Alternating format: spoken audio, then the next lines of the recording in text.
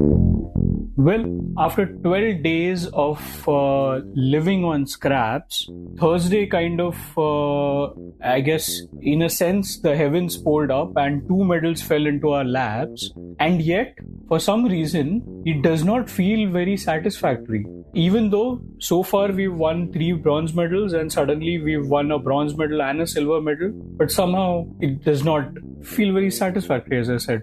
Well, I guess that's what superstars in sport do, right? They make you raise the bar of expectations from them, and even a silver medal at the Olympics makes you feel as if, "Arey, yaar, sirf silver hai." On that note, I'd like to welcome my co-host Vinayakk Mohanarangan, who's joining us. We are recording this at 6 a.m. He's managed to catch a little bit of a nap. I haven't. I'm not showing off or anything. But Vinayakk, welcome to Pod of the Rings. This is, I believe, our 13th straight recording of Pod of the Rings. And as compared to yesterday, we've almost doubled our medals tally today. I'm feeling a little bit satisfactory.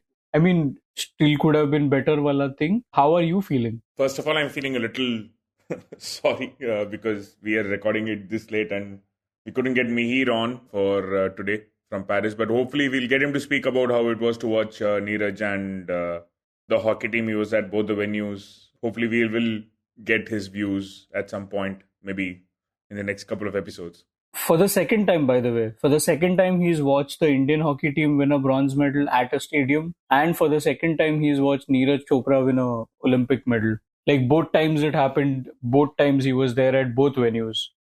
Which makes my point. I think, see, the not satisfactory feeling is, the slight downish feeling is coming for me from what happened still on the previous day with Vinesh, right? It definitely has not got anything to do with the 2 medals that India won on Thursday. The reason I say that is, see, hockey, the bronze was the only option. So there was no other option in hockey. So that is perfectly fine. And to go back to back into Olympics, India are the only country in men's hockey to medal in both Tokyo and Paris. That's a huge achievement when you think about the magnitude of to have a 4-year cycle where you have won a medal in 2 Olympics and you're the only country in the world to do so in a very competitive field. It's a big deal. And so absolutely thrilled with the fact that they've gone back to back. And Neeraj, it is so strange. Yeah, like you said, I understand where that sense of feeling that, it's a silver is coming from. But he just finished second behind. But Vinayak, 1 second. Just to clarify, that sense is not coming from the fact that a Pakistani javelin thrower has won a gold medal. I'm very, very chuffed for him. I'm very chuffed for Asian javelin. Yeah.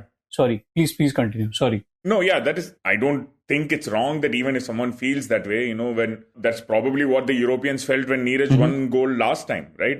What is an Indian guy doing on top of the podium in a sport that has been dominated by Europeans for so long? And it is perhaps natural to feel that way when India finished second to Pakistan. Pakistan have never won an athletics gold medal in the history of the Olympics, and now they have. The reason I say you can't feel bad when a guy just comes up and throws near 93 at the Olympic Games final. That is just a ridiculous throw. That is just unbelievable from Arshad Nadeem, what he did there. Kudos to him. And if something like that happens, you just doff your hat to him and move on. My biggest thing is I really just felt that Neeraj at least smiled a little bit after the event was done, right? He felt like he was disappointed in himself. We couldn't have Mihir here, so I don't know what was going on in his mind. I just wish that he realized the magnitude of what he has achieved. He's won 2 track and field medals in athletics for India at back-to-back Olympic Games. The fact that we are putting that sentence together itself is still utterly weird to me. Credit to him, man. Let's be clear, that was probably one of the worst nights that he's had on the track. He couldn't get his releases right. Yeah. I don't think he got his run-up that nailed on. Either he was pushing himself too hard or the track wasn't gripping as well as he might have expected. He slipped more than I can ever remember. He was frustrated at himself more than I can ever remember. Just 1 legal attempt in 6. That is, I can't really remember the last time he did that. And yet he managed to come up with the second best throw of his life. Who does that? Yeah. But Vinayak, I think just to talk about Arshad before I come to Neeraj, Arshad didn't just have that one throw. He had 2 throws over 90. He had 3 throws among the top 4 throws of the night. So he was throwing at a crazy level. And in fact, when he threw that, I think his third best throw of the night, he was actually disappointed. He looked disappointed at himself. And I was like, "Dude, what is this guy doing? He's throwing like 88 and 89 with his throws, and he's looking dejected at the fact that he's thrown that much. Like, he's the son of a mason coming from a really small town in Pakistan, Punjab, who's now an Olympic champion. And imagine being there and throwing whatever 88 and 89 and still feeling, yaar, ye kya hai?" And matlab, it's not as if it's a fluke, right? Because I'd like to remind our listeners that he's somebody who's thrown 90 meters at some of the biggest events, like at the Birmingham Commonwealth Games. He throws 90 and takes gold. So he's that kind of a guy. I know a lot of people have focused on the fact that he is a very temperamental, या फिर वो बहुत ऐसा mercurial, enigmatic javelin thrower है, where even in the commentary they were talking about this, that like you don't know whether he's going to throw 95 meters today or 75 meters today. I understand where that is coming from, but this guy is just so... I think the best thing that happened was, I think Tejaswin Shankar was in the Hindi commentary, and he mentioned that, like he was asked, I think, to dissect the difference between Neeraj's technique and Arshad Nadeem's technique. And he said, it's like the difference between a butcher and a surgeon. दोनों काम एक ही चीज कर सकते हैं, but थोड़ा सा अलग तरीके में करते हैं. So I think that kind of summed it up. But I mean eventually यार, जैसे बोलते हैं, जो जीता वही सिकंदर. तो I guess, and I think Neeraj also, maybe at some point it's going to sink in. Today he spoke about this fact that, even after Arshad had thrown 90, he told this on the official broadcast, that after Arshad had thrown 90, he was thinking to himself, हाँ यार हो सकता है. He was like, yeah, थोड़ा जुनून था, जोश था. I realized that I've never thrown 90 meters in my life, and this guy has thrown 92, but I was like, no, I can still throw better. So that was something that I found really amusing, but very frank, to be honest. And I think, I don't know if you've seen that interview. One of the news agencies went to his home and interviewed his mother. And his mother very sweetly said that, नहीं भाई, हमारे लिए silver भी gold ही है, हम वैसे ही celebrate करेंगे जैसे गोल्ड को किया था. So what a lovely sentiment. I'm pretty sure that at some point, as you said, all of these things that Neeraj has done, they start sinking in. But to be fair, I think the biggest takeaway from this whole thing is that Neeraj has consistently raised the bar so much of our expectations that even when he wins a silver, an Olympic silver, and how many people in India can actually say that they've won an Olympic silver, or how many people can say that they've won consecutive Olympics medals? I think Sushil and Sindhu are the only two people in individual sport who can say that. So he's somebody who's the third person to do it. Gold jeeta, silver jeeta. I don't think anybody has that series of medals in India. He is himself disappointed, and we are slightly thinking कि यार वो gold तो जीत ही सकता था. So that is just, I think, testament to what he has done with his javelin throwing. Yeah, 100%. I mean, the way that you put it in the end is perfect, right? That's kind of what Neeraj has come to expect of himself, and what we've come to expect from Neeraj as well. That I think he's the biggest outlier to India's Olympic ambitions, India's Olympic performances, probably, to put it slightly better. In general, there is a tendency that, we maybe expect more. The performances are not there. The results are not there. With Neeraj, you expect something and you get that. That's pretty much been the case, maybe right from Tokyo. Yeah. Tokyo, we expected a medal. Gold came as maybe a little bit of a surprise, but maybe not after the qualification too. We kind of saw that coming as well in Tokyo, given how well he threw the qualification throw, and he just looked ridiculously good there. Here too, in the qualification, 89.34, his then second best throw. Then he goes and beats that for his now second best throw of his career. It is just the levels that he is capable of producing for himself is just really, really impressive. I mean, and while struggling. Yeah.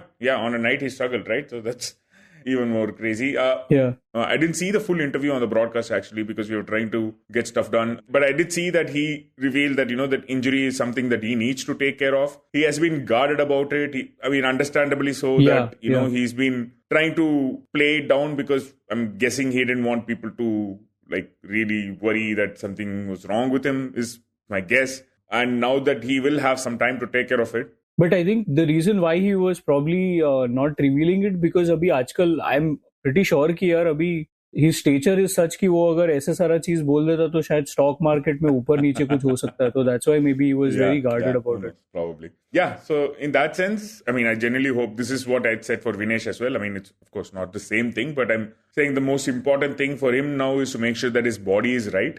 if this adductor injury has been following him around for a while, it's not a new injury. There's something that's off with him. He's said that in the past that, it's probably something in the long term that he needs to take care of. So now is the right time to do it and come back stronger, find that. Okay, so this was something that we had discussed in the office as well with Andrew and Nihal and Shashank and all of them. If it was a silver and if he was going to finish second, I would have liked him to get closer to 90, maybe hit a personal best. That would have been like, okay, he did that. So which I still hope for him. And I think he has a meter or two left in him still. The way he threw today wasn't even like, he didn't even look that, he didn't do that celebration that he does after releasing the throw. He neither did it in the qualification. So that tells you that, that best throw where he knows that it's going out superbly. It hasn't happened in Paris and he's still come out with the second and best throw of his career. So there are a couple of meters left in him. Let him take a good time, enjoy this medal, smile a little bit and come back and do what he does best. Yeah, I think that's about Neeraj. Hockey, what do you think, Amit? Before we go, just one bit I wanted to add. We saw at Tokyo how much... I think Johannes Vetter came into the Tokyo Olympics as one of the heaviest favorites that you can be at in javelin. He was somebody who was, I think he had won some, I don't know kitna usne competition jeeta tha in the lead up to the Tokyo Olympics. He was throwing 90 meters, like he was throwing at such a consistent level कि वो शायद उसको left hand से फेंकने बोलते थे फिर भी वो शायद फेंक लेता. So he was at that level. He comes to Tokyo and then suddenly there is a shoe spike issue, which he had told us in the mix zone. That, he was slipping a whole lot. That was something that I felt that happened with Neeraj today. I don't know. Maybe I could be wrong. Maybe I'm reading too much into it.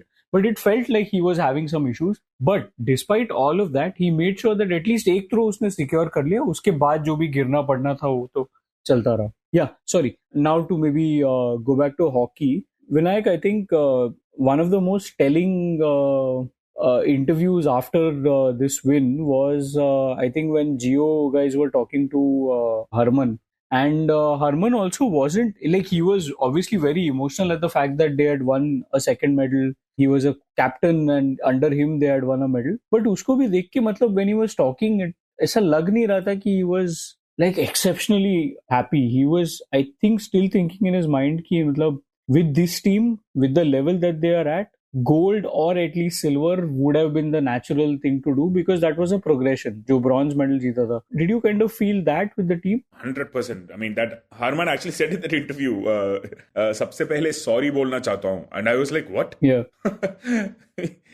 I'm not a big fan of athletes having to say sorry. That's a very personal pet peeve for me. Even Vinesh in a retirement tweet saying sorry, I mean, that was a whole another thing, by the way. The athletes having to say sorry, Yui Susaki having to say sorry after losing to Vinesh. These things just, you guys... Lovelina saying sorry, Nikat saying sorry. Lakshya, I think, was around the same time. Yeah. Like, I mean, guys, you're at the Olympics by fighting for medals at, third and fourth place. Disappointment, great, but don't apologize to anyone, really.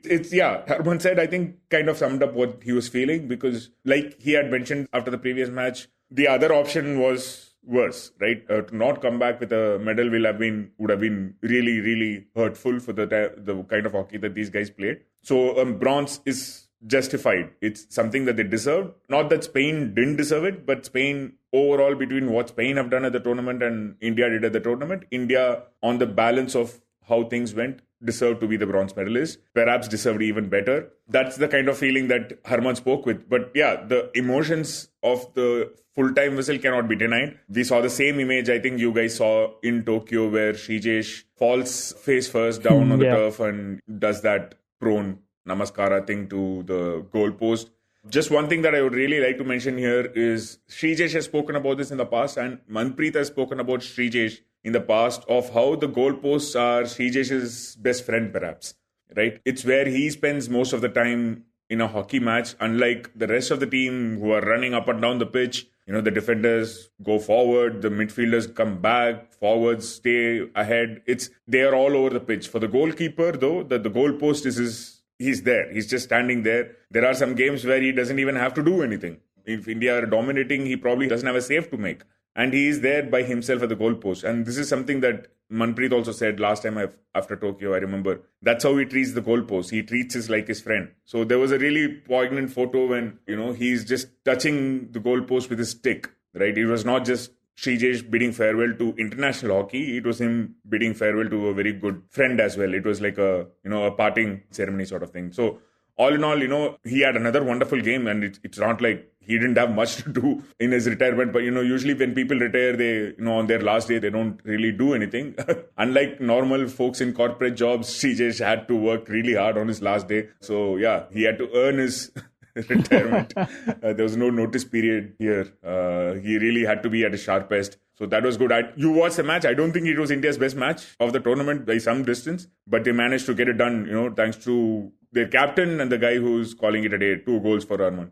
Yeah, and I mean, it just feels like, we've spoken a lot about how we are so reliant on Harman, that the fact that we have only one PC expert, that it makes things very predictable. Everybody knows that usi ke paas ball jayega. So today we had thoda sa aisa mixture of, I think we tried to confuse the team by one of the PCs went straight to Amit Rohidas, and then again normal service resumed. So yeah, as you said, I don't think it was India's best match, but then I mean, genuinely, no disrespect, but who cares यार, medal मिल गया, how does it matter? Great Britain के सामने उन्होंने क्या कहता, जैसे मीर बोला, they had parked the bus essentially, the finest example of parking the bus that you can imagine, and they still got it done. And it is, I think, one of the greatest wins that he aesthetically pleasing शायद now, but grit wise, I mean, grit points तो मिलते ही है. If you've learned anything from this Olympics is that दिखता कोई athlete कैसा है या कोई चीज दिखती कैसी है उससे कोई फर्क नहीं गिरता. You can just be a random Turkish shooter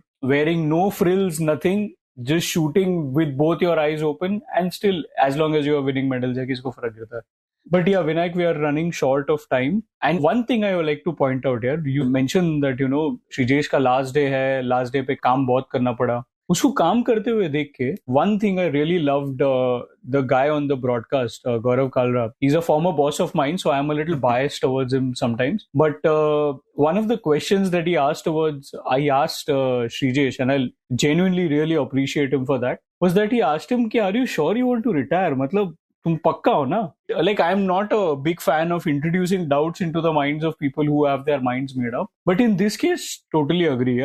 Introduce more doubts into his mind. Make sure that he probably reconsiders it. If he wants to play for a few more years, I mean, ठीक है यार.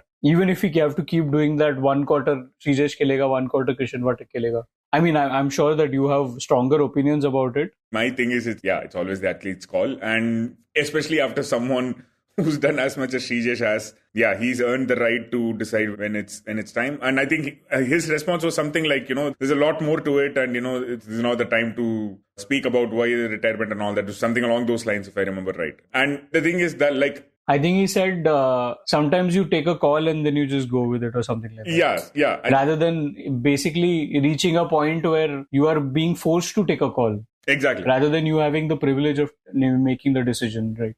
Yeah, I had the chance to sit with the two of them, Srijesh and Manpreet, before they left to Paris in Bangalore. And in the last question that I told them was just ask each other whatever you want. Like something that you've been wanting to ask each other in all these years that you're known. And Srijesh told Manpreet the first line was, don't ask me when I'm retiring because I don't know. And a week later, we got the announcement on social media saying that, Paris was going to be his last. Yeah. So these guys, like, they have something going on in their head that only they can understand. I mean, we are normal people. These are elite athletes who play for 2 decades, doing the same thing over and over again, beyond the glitz and glamour of what happens at these big events. It's a grind. It's a massive task to be away from home all the time, staying in a camp in Bangalore, training.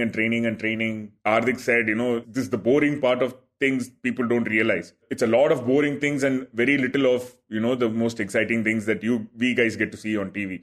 Yeah, and Manpreet actually told Srijesh that, like, whatever you do, come back, right? Come back into hockey. And Srijesh said, absolutely. Like, I have experience of working with around 20 coaches. And if I take all that and I sit at home, there is no sense in it. So I am obviously going to come back into coaching, probably help some teams at the lower level, grassroots level. He said all this in the past. So he's probably going to take a break right now. Obviously, he's not going to jump into something immediately, but what a career, right? I was genuinely happy. I mean, I know Twitter or X or whatever that is. It can be sometimes an echo chamber. You see what you want to see because, you follow certain people and the algorithms and all that. But beyond that, it's an echo chamber where most of your thoughts get reflected all the time. But it felt like there was a genuine outpour of emotions towards Srijesh, just as we saw on the pitch, with the teams lifting them, the players lifting him up. The first hug went to Srijesh. Everyone ran towards him. Fulton was so happy in the huddle. Harman said, I love you to Srijesh. Manpreet said,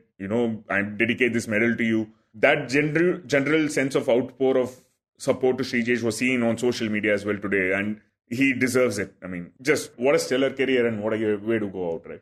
And just a last thing, it's so rare because if you probably spoke about Indian hockey maybe a decade back, all the stories that you would hear was Indian hockey players protesting right before the team goes to the Olympics, Indian hockey players complaining about each other. There is camps, there is groupism, there is infighting that crashed out in the first round because there is infighting. So those were the kind of stories that you would always hear. And now, obviously, I'm pretty sure कि ऐसा सब कुछ तो hunky dory नहीं होगा. But I mean, still, this seems like course correction to a very, very great extent. Yeah, I think, Vinayakk, time to call it a day. Yeah, absolutely. Good morning to everyone. Yeah, and if you guys are listening to this, today is the day that a man called Aman Sehrawat has the opportunity to win at least one medal from wrestling and make it 6 medals. Well, we'll see if that happens. But for now, we are going to sign off. We'll be back tomorrow talking about more sport, hopefully a medal and everything else in the middle. Thank you so much for tuning in. Goodbye.